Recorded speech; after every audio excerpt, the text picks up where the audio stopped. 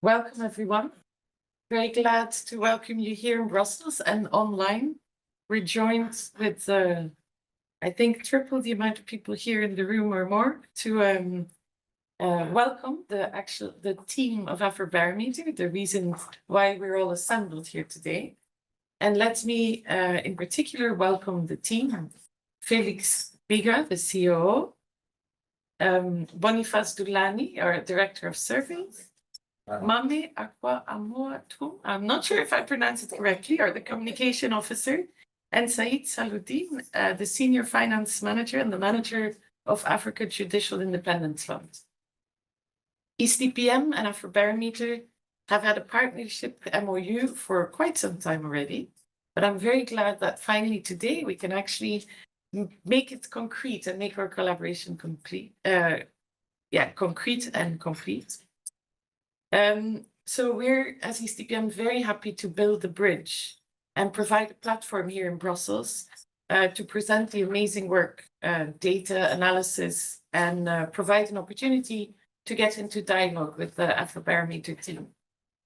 The first session will actually be Boniface will present some of the key elements of the flagship report, Democracy at Risk,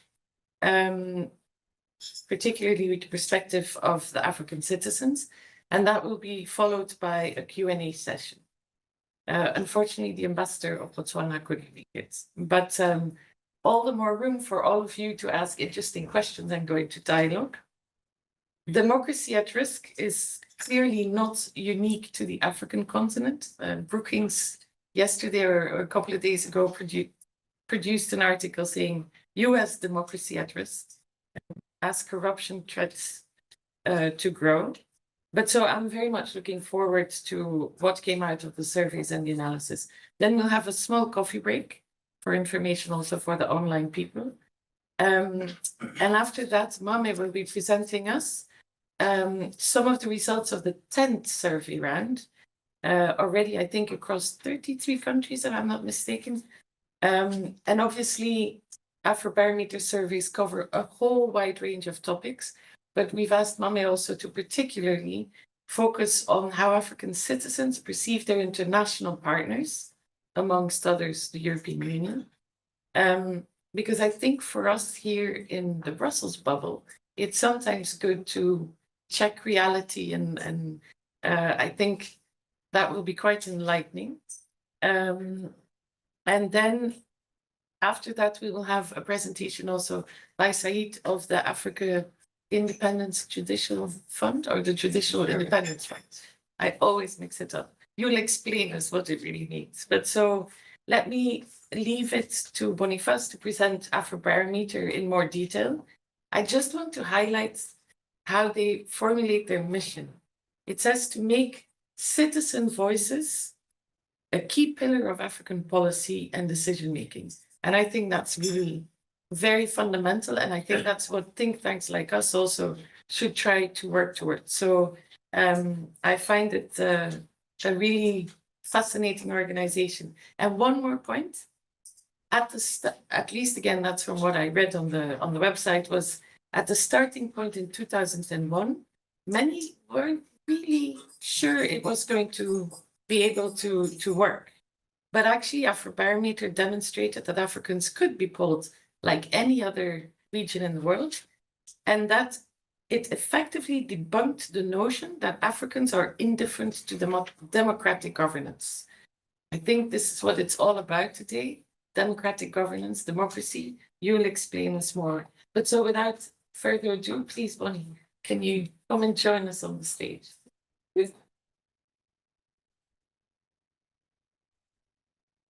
Oh, sorry, one more thing for people online who would want to follow in French. Obviously, we have no interpretation, but there are some benefits to artificial intelligence. If you want to, on Zoom, you have captions, and in captions, you can choose the language of your captions. So it is then no interpretation, but it is AI that translates our conversation. So if you would want to follow in French, there's an option if you want to do that online. I'm afraid here it's all going to be in English. But if you feel more comfortable asking a question in French, we'll be happy to translate. Bonnie, it's all yours. I will share this. I will share it. I will share it.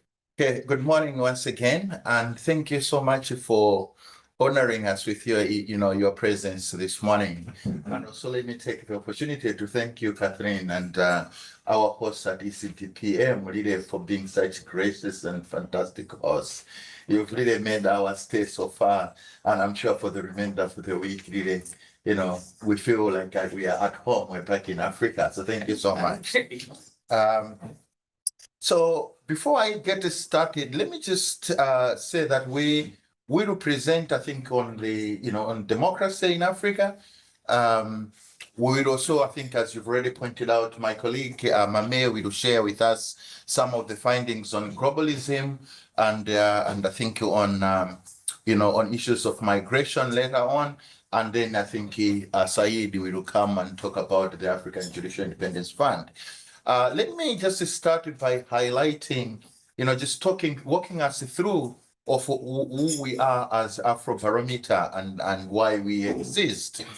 So, Afrobarometer started in 1999. And as our motto says, we want to give African citizens a voice. For a long time, there were a lot of people who would claim to speak on behalf of African citizens, academics, politicians, we have local leaders, who will tell us about what African citizens think and want, but without asking the ordinary African citizens themselves. So Afrobarometer, we sought to fill in this gap by going to ask the people, the ordinary African citizens themselves. So we've grown from 1999 when we started with 12 countries. Now we cover about 41, 42 countries. So that makes up about 80% of the population of the African continent. We are a network. We work with the researchers across the continent who go and collect the data that we're going to be sharing, some of the results that we're going to be sharing today. And as you already pointed out, the goal is to give ordinary African citizens a voice in policy making. We usually, do these surveys in cycles of almost a year and a half now. So we started with the first round, as I said, with 12 countries in 1999. And then right at the moment, we are in the 10th cycle of surveys. And our goal, and I think our target is to cover up to 39 countries. We wanted to cover more, but due to some challenges in terms of, the logistical issues in a number of the countries, we haven't been able to meet that target.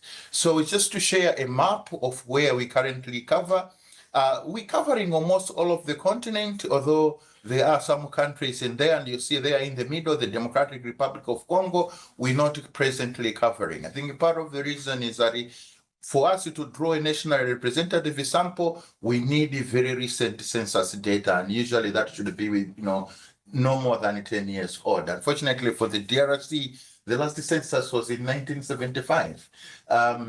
So there's been a talk of getting a new census in the DRC. Hopefully, once that is available, then we will be able to cover the DRC. Some of the countries on the map, like Egypt, Algeria, we've done 1 or 2 surveys, but we have not been able to go back due to one reason or another. So that's really, the coverage on the continent, but covering really most of the continent.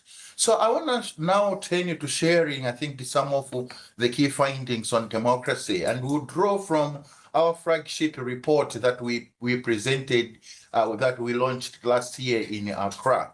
I should preface, I think, this presentation by pointing out that the past couple of years, Africa, especially West Africa, has seen a number of military coups in Mali, in Burkina Faso, in Guinea, in Niger, in Gabon.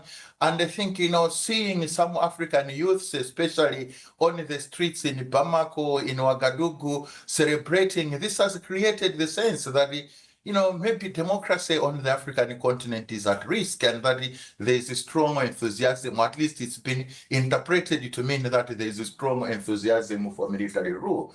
And I think the results from our surveys actually show otherwise, that yes, there were people who were celebrating, but when you look at the populations of those countries, I think the people that were on the streets celebrating were just a very, very tiny minority. And that the general view is that there is a strong support for democracy on the continent. So we see that democracy on the African continent has remained strong and remains strong and resilient, notwithstanding, I think, the challenges, the economic, socioeconomic challenges that we are experiencing on the continent. Indeed, growing majorities of African citizens also demand, I think, government accountability as well as good quality elections. So remaining, generally speaking, committed to democracy. But of course, when we also look over the last decade, we also see that there has been some decline in support and commitment to democracy. And I think we attribute this, I think, to a number of factors that I will show in a moment. But I think more worrisomely, perhaps, is that the rejection of military rule has declined. So while support for democracy, rejection of non-democratic alternatives like one-party rule, dictatorship, rejection rates remain strong, but rejection of military rule has gone down. Indeed, when we look across the continent, we see that more than just slightly over half of the citizens on the continent tell us that maybe the military should step in when democratic leaders fail and let down the people. This is not to say that the people are saying they want military rule, but rather they want the military to step in to clear the mess before they go out. Of course, the military, once they step in, usually they are very reluctant to leave the stage. So, but there is that expectation that maybe they can come in and then, clear things up and then leave. So we see that fewer than, if we could move to the next slide, sorry. So fewer than half of citizens on the continent also consider their countries to be full democracies. So there is concern about the quality of democracy. So on one hand, the demand for democracy remains strong. It's on the supply side that a lot of African citizens are expressing concerns on. And we look at this as a very positive thing because, it shows that people, African citizens, are also looking at the poor quality of democracy and saying, we can do better and we do need better democracy than that which we are currently getting. So we see this as, I think, perhaps a foundation for building support for democracy and that is strong support, some demand for better democratic reforms. I think we would be more worried if people told us that they don't want democracy and then they are not getting it, then I think we would be heading in a very wrong direction. But in this case, support is high. It's the demand side, I think, that requires, I think, to be addressed. So again, in a nutshell, I think when you look at some of the factors that explain, decline and this kind of, disillusionment and dissatisfaction with democracy, by and large, we see that I think that's being driven by economic factors rather than political factors. So I will share, I think, just a number of slides just to illustrate and visualize, I think, these trends and looking at the demand side of democracy for one. So when we ask, rejection of dictatorship, for example, across the 39 countries that we asked this question, rejection, almost 8 in 10 of the African citizens tell us that they do not want, one-man dictatorship.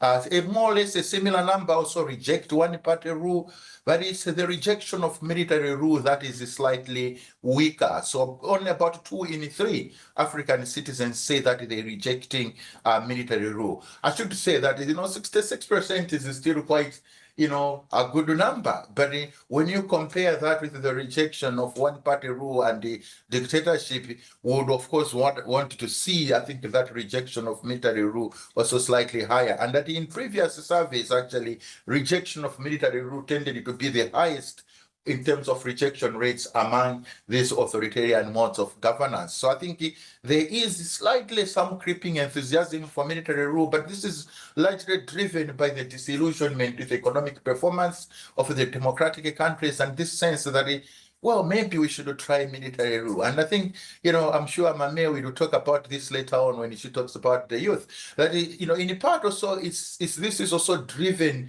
by the youth budge in African politics, that you have a lot of young people that never lived under military rule. So when democracies are failing to deliver on their needs, then they started to think, oh, maybe we can try military rule, in large part because they've never lived under military rule. So when you look at this in terms of disaggregation by age, you actually find that people who are African citizens who are older and have lived under authoritarian rule or indeed military rule, they'll tell us that, look, yes, democracy is letting us down, but it's still better than going back to the old days of military rule. So when we, aggregate people who reject military rule or authoritarian rule and also tell us that they prefer democracy, we see then that 66% or 2/3 are telling us that they reject there is still support for democracy. Now, we wanted also to put this in context with other, global regions, because we know that Africa is not alone in the world. And as Afrobarometer, we're so part of the Global Barometers team, so we also collaborate with other barometers across the world. So comparing this, we see actually that in terms of preference for democracy, when we compare with Asia, the Arab barometers and the Latino barometer, actually preference for democracy is strongest in Africa at 66%, 66% saying they prefer democracy to another form of government. So as much as we're concerned about democracy being at risk, actually, when you compare with other global regions, Africa is doing much, much better compared to these other global regions, as you can see, in this graph. But as I said, I think, if we move to the next slide, I think over the past couple of years, we've seen these kind of changes in preference for democracy. So in a few countries, we've seen, I think, if you compare over a 10-year period, there are a few countries where support preference for democracy has gone up, and this includes in countries like Eswatini, Sierra Leone, Kenya, and others. But generally speaking, I think the general story here, as you can see, is that the preference for democracy has declined by about 7 percentage points on average in the 30 countries for which we have comparable data. But I think most tellingly, I think I would like you to draw attention to the last country on this slide, South Africa. Because South Africa has recorded the most, the highest drop in preference for democracy. So, some of these countries, we think that they are doing okay, but when you actually look at the data, we can also see that there are countries that we should be concerned about. And then moving to the next slide, I think more or less a similar story about rejection of military rule. Only in Morocco have we seen an increase in the proportion of citizens rejecting military rule. But on average, rejection of military rule has gone down by minus 11 percentage points. And again, I think some of the countries at the bottom, you have Burkina Faso, Mali, of course, that have already embraced the military rule. But there is also Cote d'Ivoire here, which tells us that there is a danger that if the military were to take over in Cote d'Ivoire, chances are we might also see a few citizens on the streets celebrating that. In terms of satisfaction with democracy, as I already said, generally speaking, I think people are disillusioned with the performance of their democratic countries. And again, another minus 11 percentage drop in overall satisfaction with democracy, even though, of course, there are countries that have, increased, people have expressed, higher satisfaction, like Zimbabwe and Togo and Morocco, but Botswana, Mauritius, and South Africa, actually, some of the countries that we consider to be the strongest democracies on the continent have actually seen a decline, a huge, really sharp declines in satisfaction with democracy. Of course, this might also tell us that the African citizens expect a lot from their democracies. But again, comparing this to other countries in the world, we actually see that, here, satisfaction levels with democracy on the African continent are much lower compared to Asia and the Eurasia barometer. So African countries, rank, I think, like number 3 with a combined, I think, 38%, so just over 1/3 saying they are satisfied with democracy. And the thing, I think, as it draw towards the end of my presentation, just looking at the question of military intervention in in politics, as I said. So we see just a slightly over half saying yes, the military it is legitimate for the armed forces to take control of government when elected leaders abuse power for their own ends. So it's only on that condition that when elected leaders abuse power, and really high numbers across the continent, really with Mali, Tunisia, and Cote d'Ivoire up there with nearly 1810 telling us that yes, the military should be intervening. But generally speaking, it's a similar picture across the continent with just a few exceptions. So there is, I think, that dissatisfaction with democracy translating into support that, well, maybe the military should step in. And then, as I said, the drivers of change include largely, economic factors and a few political factors. So in terms of economic performance, government management of the economy, creation of jobs, as well as providing, I think, electricity. All these have positive effects on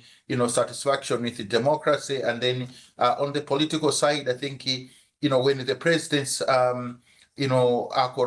corruption, as well as corruption at the central government level as well as the local government level, tend to have negative effects on satisfaction with democracy. And again, the support for democracy, on the other hand, we see that it's largely driven by political factors like free and fair elections, when officials are punished, and then when also ordinary people are rarely punished and the like. So there are some positive political effects as well as negative effects, so as drivers of change. So in conclusion then, I wanted to just emphasize that there is a strong support for democracy among African citizens, notwithstanding the challenges that we face on the economic as well as social front, and that this commitment for democracy really has appeared to be very resilient over time. But even against this disappointments with government performance as well as delivery of economic progress, among others. But popular satisfaction. So the main story here is that preference for democracy remains strong, but satisfaction levels are low. So that's, I think, the challenge for African governments to deliver on what their citizens want. And that is what, if their failure to deliver is what really reducing overall satisfaction in democracy. So if it was an equation, I guess, it would be good to say, let us address the supply side of democracy, and maybe we shouldn't be as concerned with the demand side of democracy, because the demand side remains quite strong. It's the supply side where the problems are. So I wanted to stop here, but of course the flagship report itself is quite a very big document, contains quite a lot of analysis and material, and I believe we have a few copies that we will be sharing, but there are also, I think, copies available online and available for downloading. So thank you so much once again. Thank you.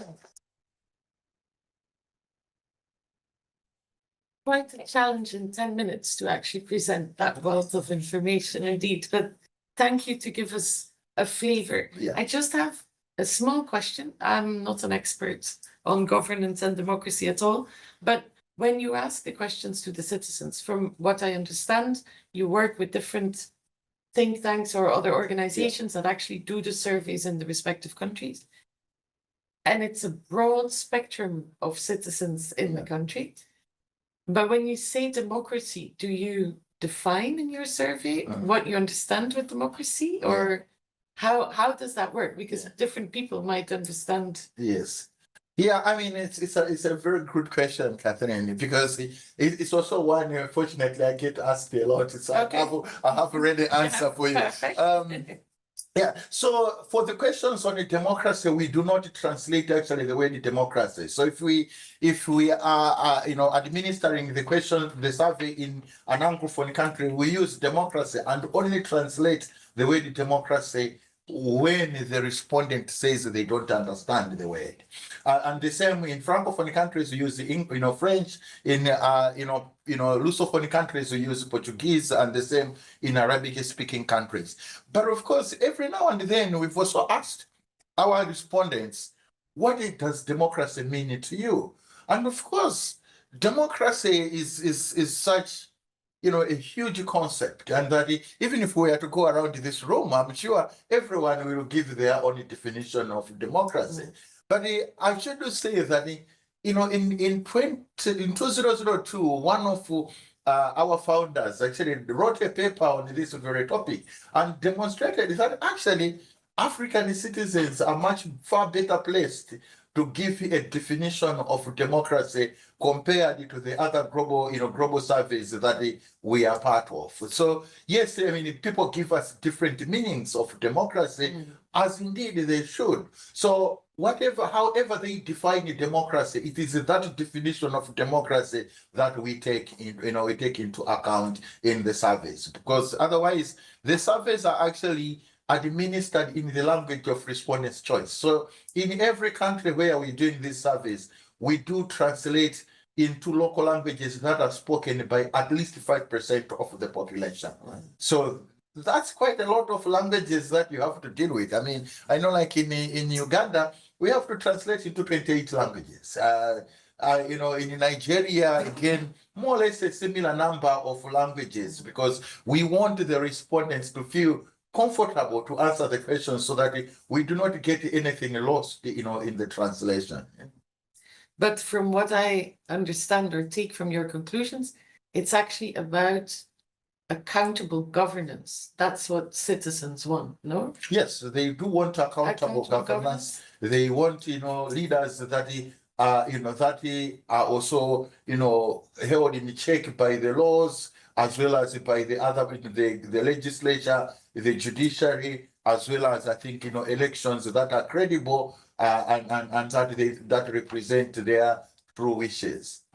Yeah. I was going to read something I just read from International Idea and their work on their state of democracy, the key findings. And one of them was indeed about actually in nine African countries are in the top world levels of participation in democracy. But the participation actually was translated. I mean, they talk about Ghana, Kenya, Morocco, Mozambique, Nigeria, Sierra Leone, amongst others. But it's actually popular movements that play a vital role in countervailing institutions when the real institutions are actually unable to constrain the governments.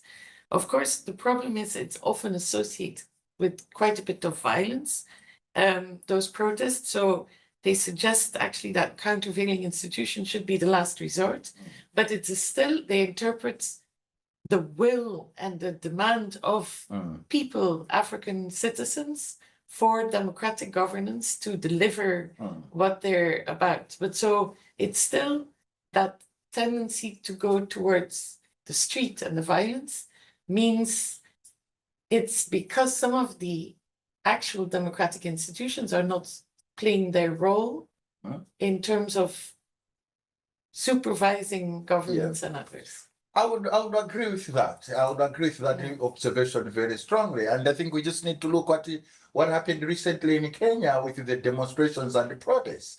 But you see, what that shows us is that sometimes the formal institutions don't work. But that at the end of the day, the informal institutions sometimes are just as important, if not more important, than the formal ones. So when you get people to go on the streets and the protest, and then it forces the elected leaders to honor the law, it also means that at some point the formal rules are also becoming more and more effective. Because if it was in the past, the government in Kenya would have just sent out the military to shoot all the protesters, and that would have been the end of that. And I actually have done quite a lot of work on presidential term limits as well. And I know that a lot of presidents on the African continent have been constrained by term limits. They would have really wanted to stay on in office forever. But the rules are there, and there are, of course, there are some that have attempted to bend the rules to suit their interests, and some successful, mostly successful, some unsuccessful. But at the end of the day, you actually see the fact that they want to try and change the rules. It means that they know that we need these rules. If we want to stay on, we still need to go to the rules and bend them. There's only one country on the continent actually that has presidential term limits. And I think, Eritrea, where the term limits are there, but the president has just simply ignored them. So the term limits says you can be in office for a maximum of 2 terms of 5 years each. But the president Afaweki in Eritrea has been there since 1991. He hasn't even bothered with changing the constitution. But for the most part, they will try and change the constitution. So the rules, the formal rules are also increasingly becoming more and more influential over time. But sometimes it depends. It takes the citizens to go and defend these formal rules. And I think that is also why we are saying that the fact that we have strong demand for democracy is a good thing, because when the leaders try to undermine democracy, then the citizens, you see them on the streets fighting for the maintenance of democratic politics. In the past, would have just been resigned to fate and say, okay, let everything be, and let the leaders do whatever they want. So there's risk, but there's a lot of hope. Yes, there is, yeah. Let me open the floor for questions. Will you help? I will open the floor for questions first here in the room, but for those people following online, feel free to write in the chat your questions and we will make sure they get responded to as well. So here, Pierre, here in front. Thank you. Here in front. Oh, sorry. Yeah, first Dominique and then Philippe. Yes. Thank you very much for the presentation. I have just 2 questions. One is in the line of what you raised. I was wondering if Afro-Baromet is doing specific poll on the key elements of democracy. For instance, would you ask question on the independence of the judiciary? Is the judiciary in your country considered independent, or about the oversight responsibility of the parliament on the executive, or about the freedom of press, freedom of opinion, respect of fundamental rights? I mean, because that's what the democracy is about, and maybe some key elements of that is not there. And I would also think political parties. What do you think about your political party? Because very often it's a one-man political party without really a structure, etc., which makes elections sometimes a bit complicated. So, first question. Second question on in countries that you mentioned that have been subject to military coup, is it possible for Afro-Baromet to do polls in those countries? Do the military rule agree that it takes place? Because it would be very interesting about all the hope that was expressed in the street by some young people to see what they think about 2 or 3 years after. Can I just ask you to present who you are? When you have Sorry. questions? My name is Dominique Delicourt. I was a member of the European Union and posted in Senegal for 4 years as ambassador. And in fact, Senegal is a very interesting case to because I saw a lot of dissatisfaction in 2023, but now in Senegal, the democracy is evolving in a very interesting way. And so that would be an interesting subject of polling as well. Okay. Thank you. Yes, and maybe I'll take one more. Yes, and then- please, yeah. Go ahead, Philippe. Look a long way. Thank you. Philippe van den former EU ambassador as well in Guinea, Zimbabwe, Cameroon. And I'm a big fan of Afro-Baromet for a long time. In fact, I had 2 questions. One a little bit in follow-up of what Nick was asking, and a technical question, and then a more political question. The technical question is indeed in repressive regimes. How reliable the results, and notably not on the open question, but on the assessment questions. For example, I'm stuck in some not exactly very democratic regimes. I'm surprised about the level of pretended satisfaction with the level of democracy. So how reliable are the results, and what's the confidence interval of those opinion surveys in those countries? And the second question is, which is more political. I mean, John's, where you started when you said the importance of surveys to counter those who claim to speak on behalf of the people. We see in social media a lot of people tending to speak on behalf of the people, notably some Pan-African anti-Western influences these days. And it's extremely difficult, I find, to counter them despite the results of your surveys. I'm very often trying to engage, and my arguments fall flat very often. Do you have a strategy of promoting your results in a more assertive way than what you're doing now? and do you have particular tips on how to do that? Thank you. Thanks. I think plenty of very relevant questions after yeah. the next round. Thanks. Yeah, thank you for those great questions. Let me start with the questions from Madam Dominique. So the issues, I actually, when you were, listing all the things that do we have data?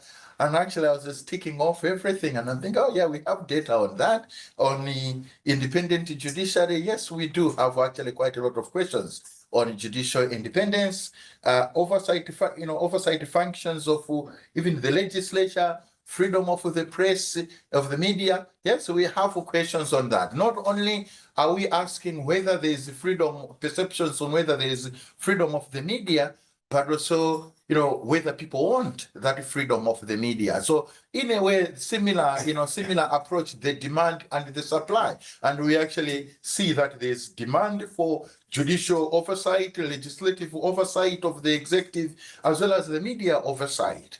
I think there's also maybe a lot of enthusiasm about the media independence, but of course, on a continent as large as ours, you can also expect that there will be variation from country to country. There are countries where, the media, people think that the media has indeed a lot of freedoms, and then there are those countries where there's constrained space left for the media to operate on. On political parties, we do ask questions about whether citizens belong to political parties and which political parties they belong to. We don't, we don't necessarily ask questions, in terms of the leadership of the political parties. We don't go that far. We could, if there was, of course, interest in that, but at the moment, we really don't go, into those details.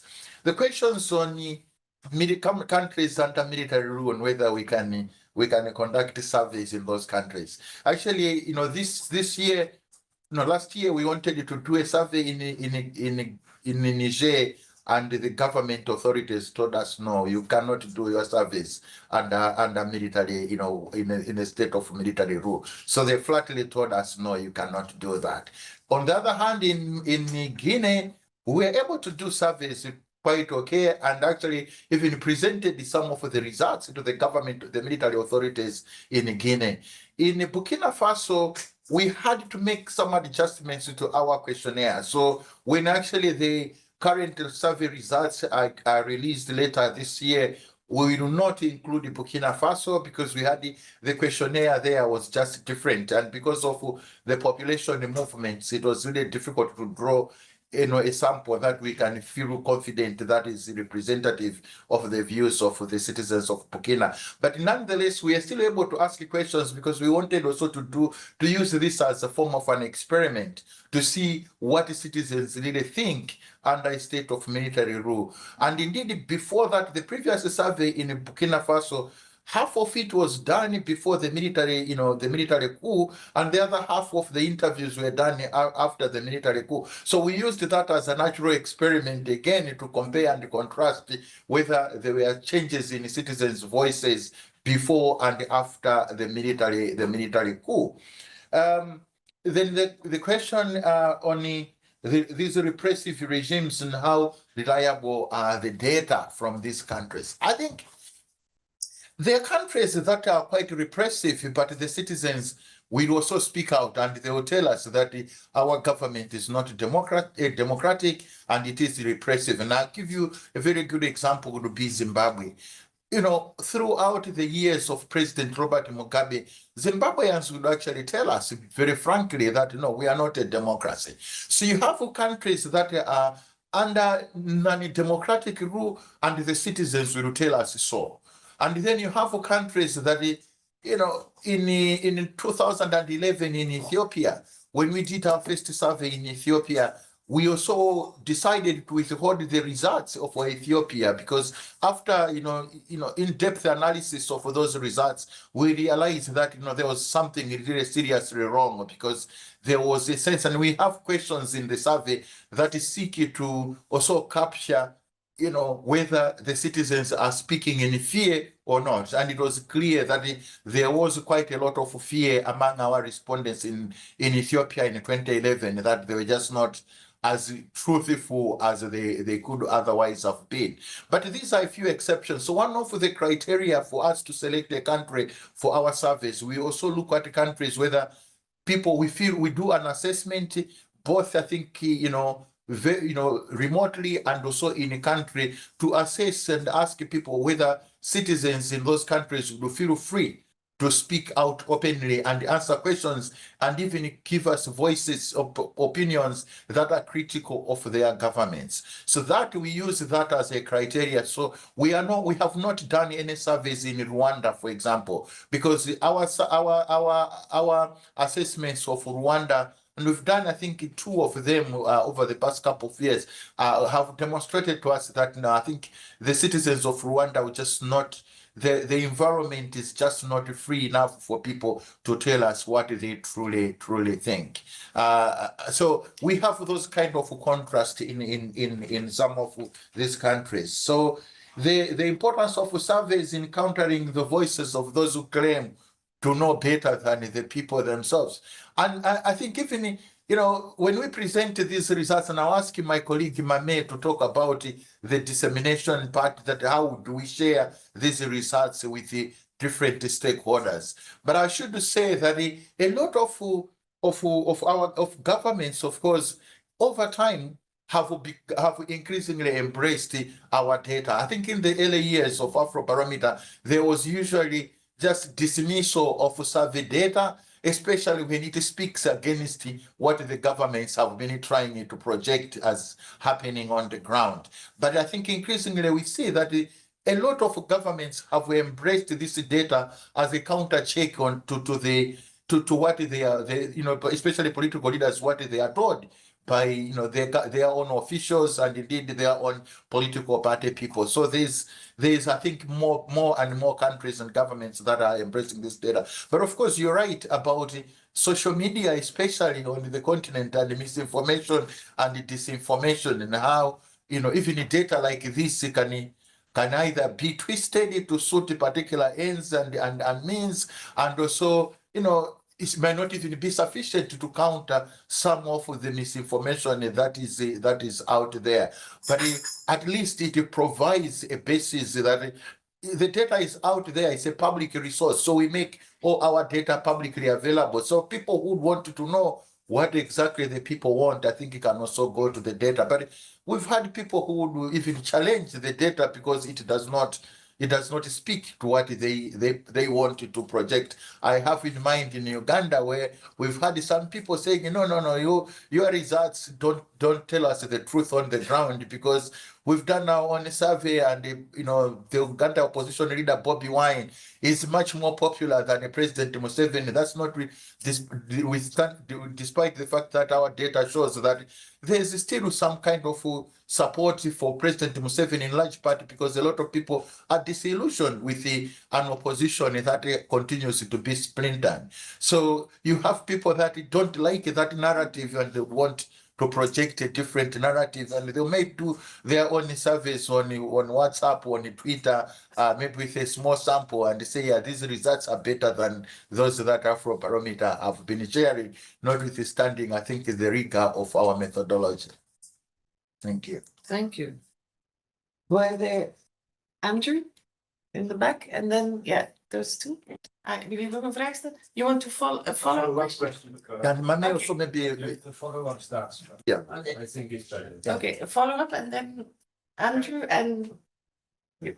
And these whole political conflicts, have you considered organizing also pre-electoral opinion surveys? Because in a lot of countries, the legitimacy of democratic of elections is very often questioned because there's no benchmark about what people really think in the run-up to elections. Mm-hmm. So in a lot of countries, there's the idea of organizing on a more systematic basis opinion surveys, pre-electoral opinion surveys, but that's of course extremely sensitive. Have you thought into that direction? Yeah.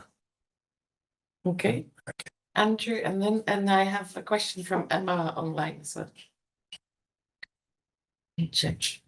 We have about Thank you. I'm Andrew. I'm from the University Libre de Brussels. I'm also a South African, so it was quite interesting what you have showed us. First, I have a couple of questions and then perhaps also a comment linked to the last one. The first question is, how do you collaborate with varieties of democracy in Sweden? I see Sweden is one of your major funders, since they are doing like-minded things. So that is the first question. Then secondly, just to state that as we all know, democracy is always in fluctuation. It goes up, it goes down. So my question is, since you have this data, started this data since the 90s, do you have also graphs to show what are the incidences that influences the views of people? Like for instance, during the COVID crisis, the global, did that impact how people in countries felt about democracy? Or, for instance, if there are issues within a country, and then over time, what were the issues that really triggered a positive or a negative perspective on democracy? And then lastly, linked to the last question, the follow-up, at the universities, there are also very interesting work being done. Like, for instance, I'm involved in a program looking at the census about democracy and the rule of law in Europe. And there are obviously linkages because what happens outside of Europe influence what happens inside Europe. So the same, I think the graph that you have here up now, I think given that there's now a positive perspective in terms of EU-Africa relations now, I think it will be better next year than the previous year. So these are the instances that I just want to say that, yeah, we are quite interested to collaborate with you. And I think we can learn a lot from the data you have, but we can also maybe correlate what you have. The other program looks at basically the poly-crisis and how it impacts EU-Africa relations. So I think all these things, so afterwards I can talk to you and see how we can take things forward. Thank you. Thank you. That's wonderful news to me. Good morning. Thank you for your presentation. I'm Daniel from European Partnership for Democracy.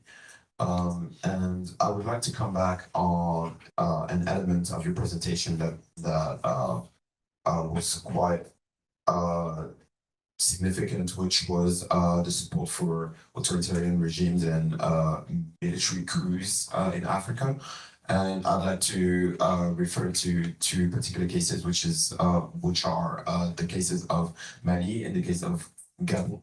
So, and I would like to know, how do you see these cases impacting? So it's a bit more of a perspective question. How do you see them impacting the results of your future surveys in terms of support for military coups and authoritarian regimes, especially with the case of Gabon, where many would argue was actually somewhat of a success? Do you think this sends a scary signal, or on the contrary, do you think that is something that is positive looking onwards in terms of democracy for the continent. How do you see the impact of that? Thank you.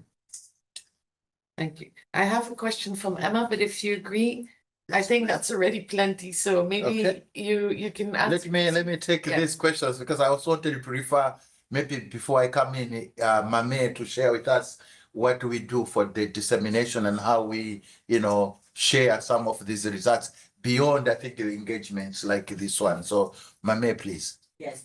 So building on what Bonnie said, we usually try to go. Just a minute, Mame, so that the people online can also hear. Yeah. Yeah, so beyond what Bonnie said, we like to go heavy on the in-country dissemination where these national partners who conduct the survey on our behalf then disseminate it locally, so they disseminate it within their context, so it's better appreciated than we would with these global engagements. So for instance, as part of the in-country dissemination, you are required to share the findings with the government first, a day before you do the public event. Right. And by and large, we see that many African countries, especially the governments, are embracing this engagement where we share the findings with them first before we go out to the public. And you're mandated to do like 4 dissemination events publicly, and supported by Afrobarometer, of course, online on social media. So that's very robust because at this event, we invite people, different actors, media, even political actors, based on some of the topics, and they really engage, dissect the data. So that's how we go hard with these dissemination. But even beyond that, we do have at the top AB level strategic partnerships with universities, with academia, with like what we're doing here, where we use these other platforms to share the data as well on the AB social media. Every day we're creating visual representation of the data, whether in graphs or in video form, where we churn out, depending on whether a country is doing a dissemination or not. So these are the various platforms and avenues that we use to push out the data on a daily basis. Thank you. Thank you, Mame. So the question on the pre-electoral surveys. We have done pre-election surveys in a number of countries, but not all of our survey countries. So Uganda, for example, we've done, I think, 3 pre-election surveys.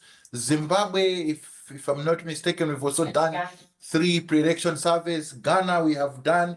And then last year, before the South African election, we also did a pre-election survey in South Africa.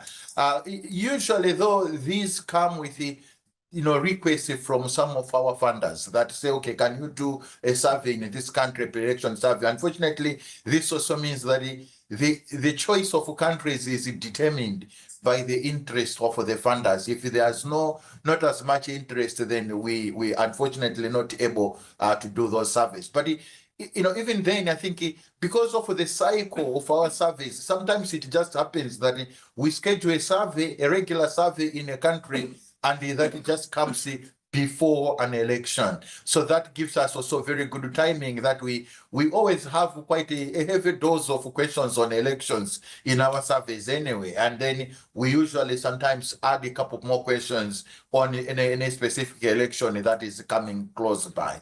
So that's how we handle that. Then there was, Andrew, I think the question on the collaboration with the VDEM. Of course, we are familiar with the work of VDEM. We get invited to attend, I think, their dissemination events.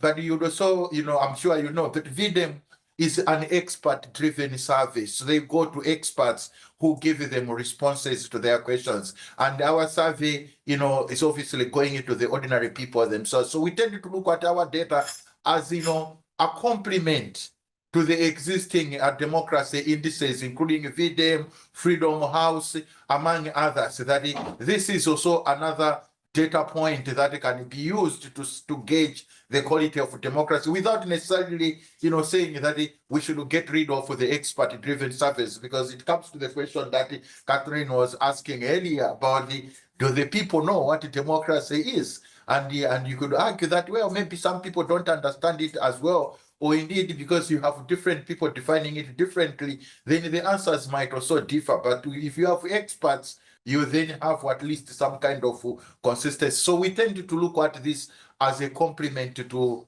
data sources like the VDEM. Yes, I do agree. I think democracy goes up and goes down. I think Samuel Huntington talks about the democratic waves. It goes up, it goes down.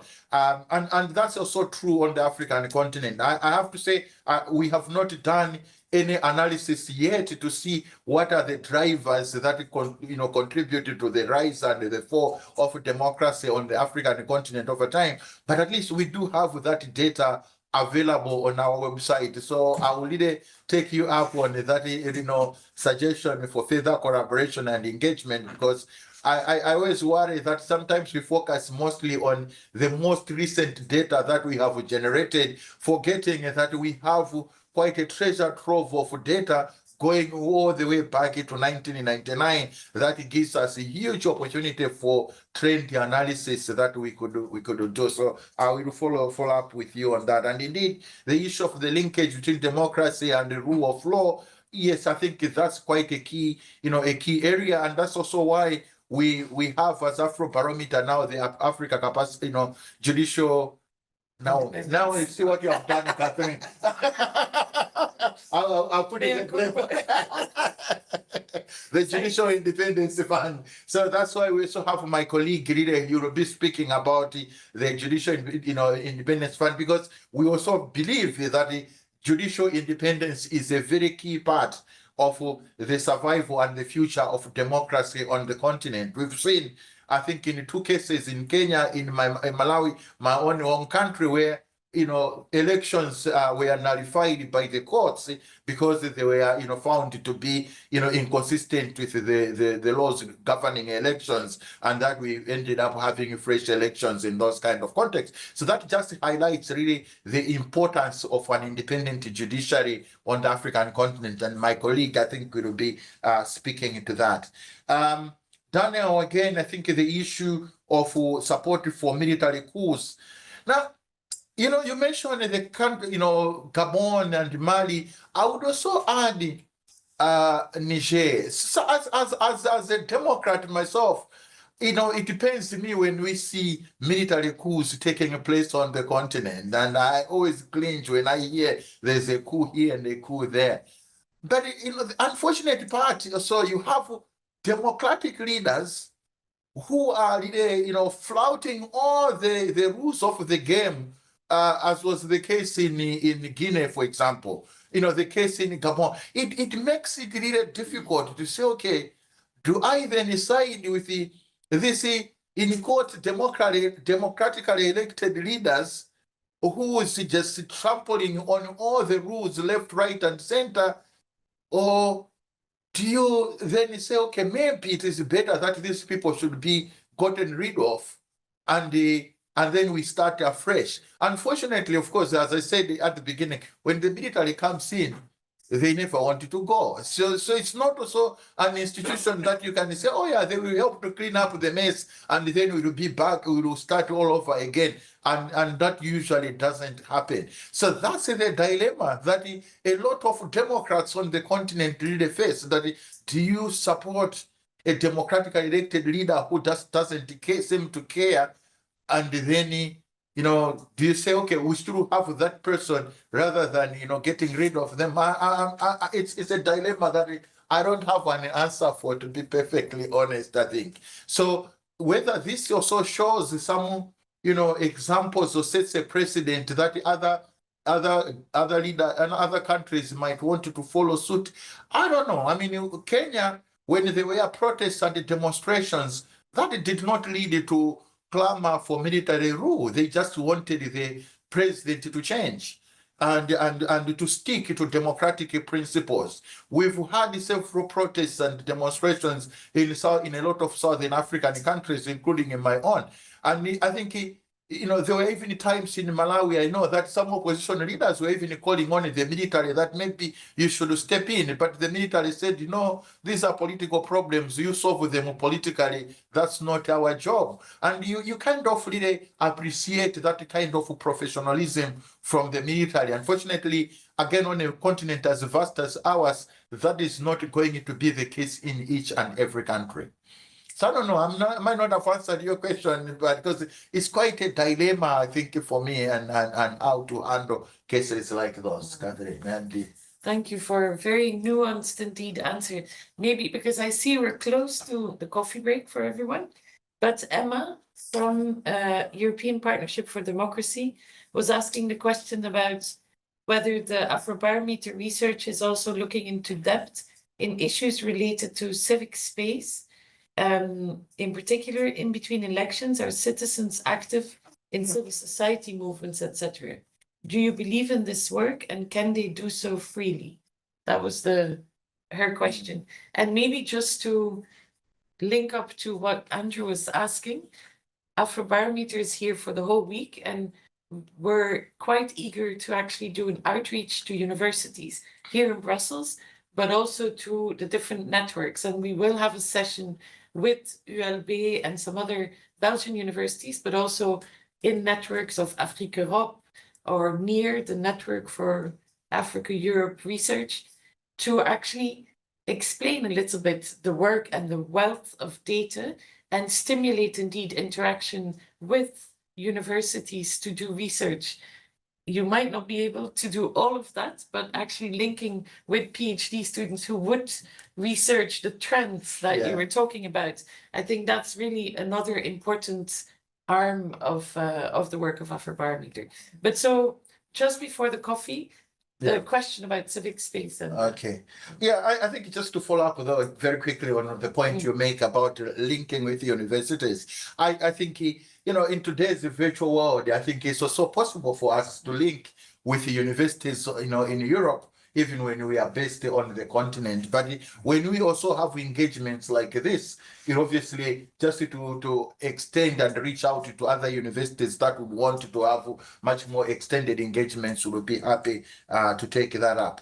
The issue of participation in between elections, I think this is quite an important question. And we do ask a lot of questions on political participation in Afrobarometer, not only voting. Actually, when you do surveys and you ask you questions about voting, there are papers and papers out there that say, people exaggerate voting in surveys because there's a social desirability. You ask people, they didn't vote, but they know they should have, so they'll tell you, yeah, I voted. So usually the surveys will overestimate the proportion of the populations that actually voted. But it's the other forms of participation in between elections that are critical, I think, to the survival and future of democracy on the continent. And we do ask about participation in protests and demonstrations, as we saw in Kenya. Of course, not everyone goes out to participate in demonstrations and protests, but increasingly we see a growing proportion of African citizens, especially the youth, that seem disillusioned with the conventional politics, and they are opting for this non-conventional forms of participation, but also engaging with the elected leaders, meeting their elected representatives, members of parliament, local government, councillors, and so on and so forth, engaging in civil, in the media, engaging on social media, for example. I think we also have quite a lot of data that can speak to these issues. When I have to speak about Afrobarometer, I always feel it's a shame that now I have to present on a democracy because I could have come here and spent the last 1 hour talking about climate change. I could have been speaking about elections. We could have been speaking about issues about sexual and reproductive health rights. There's just so much that is available in our surveys, and that I can just encourage people to go to our website and take a look at what we have, and then reach out to us if you need, I think, data. Of course, I think to come back to Emma's question, we also, regularly review what questions we ask in our surveys. So we we will also take requests from people and suggestions that if there are issues that we feel, yes, I think this is something that we should be pursuing, we will always take it up. So in the coming surveys next year, we have new questions on globalism. We have questions on populism and populist leaders. You know, quite a lot of new themes that we feel are speaking to the issues of the day, issues to do with the migration, climate change, gender. So we constantly reviewing our questionnaire to see what else can we ask, and we always welcome suggestions, and they can be channeled through our emails, the email contacts that are on our websites. We cannot guarantee that we will always incorporate and accommodate each and every request because we get quite a lot of those, but we will definitely can guarantee that we will deliberate, and if we feel that yes, we need to include this, and we will do so. That's Thank actually you. how we started also as ECDPM, including Yes, the question about the perceptions of how Europe was being perceived. exactly. But thank you so much. I think we should make a date and you come back every year on a different topic and you We would very much love to do that. Okay. Yeah. Thank you, all of you. Thank you very much, Boni. Let's take a short break also for the people online. Thank you for stay with us. Go and have a coffee yourself. And then we'll see you in about 15 minutes for the presentation of Mark. Thanks very much. Thank you.